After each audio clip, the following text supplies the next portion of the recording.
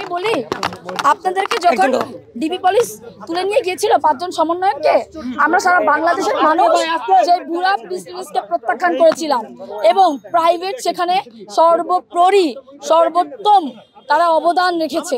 এবং আজকে বলতে চাই আপনারা যে এরকম সিন্ডিকেট ভিত্তিক এবং এত মানে সুন্দর করে সাজিয়ে আপনারা যে সংগঠন একটা উঠালেন, আমরা সেটাকে প্রাইভেট থেকে প্রত্যাখ্যান করছি। আমরা আপনাদের এরকম সিন্ডিকেট ভিত্তিক এইটা মানি একজনে থাকলে আমরা আর থাকবো না, আমরা ওর বিরুদ্ধে আন্দোলন করব। কিন্তু আন্দোলন তো মধুর ক্যান্টিন থেকে শুরু হয়নি, বা আপনারা জানেন যে প্রাইভেট ইউনিভার্সিটি আন্দোলন সময় কত বড় ভূমিকা পালন করা হয়েছে। সেখানে আমরা সবাই জানি যে শহীদ মিনার আমাদের আন্দোলনের একটা প্রাণবিন্দু, একটা প্রাণকেন্দ্র। সেখান থেকে কেন ঘোষণা দেওয়ার কথা বলা হলো না? কেন মধুর ক্যান্টিন আসবো? আমরা প্রাইভেট ইউনিভার্সিটির স্টুডেন্টরা কেন মধুর ক্যান্টিন আসবো? কেন ধাবি কেন্দ্রকে আমরা সবসময় কাজ করবো? ইভেন এই যে ছাত্র সংগঠনের যে কমিটি, সেই কমিটি সাধারণ ধাবি কেন্দ্রের কমিটি হয়েছে। এই কমিটি আমরা মানি না।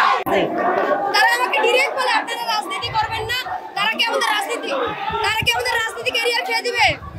আমরা কোনো বৈষম্যের কোনো দল ঘোষণা মধুর ক্যান্টিন থেকে হবে না।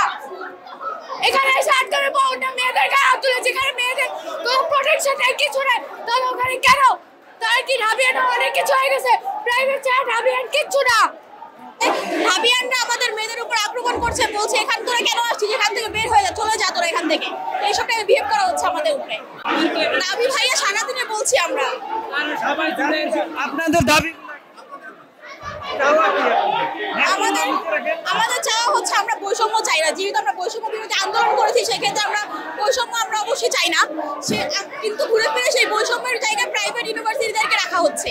যেমন হচ্ছে ওরা কমিটি দিচ্ছে, বাট আমাদেরকে এর মধ্যে আনা হয়নি।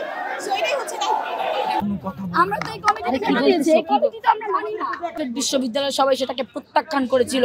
তেমনি আজকে আপনারা যে ভুয়া এবং সিন্ডিকেট ভিত্তিক যে একটা আপনারা দল ঘোষণা করলেন এবং সংগঠন ঘোষণা করলেন, এটাকে আমরা প্রাইভেট বিশ্ববিদ্যালয় ছাত্র সমাজ এটাকে প্রত্যাখ্যান করলাম।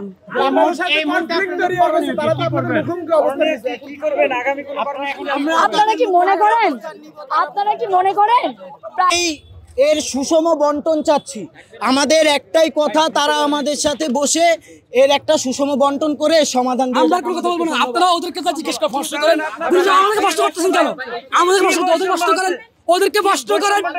আমরা পারমিশন না, আমরা বলবো না, আমরা আর বলবো না। তা বুঝতেছেন না ওরা পালিয়ে গেছে, ওরা কি করছে না? আমরা ওদেরকে জিজ্ঞেস করো, আমাদেরকে পরবর্তী কর্মসূচি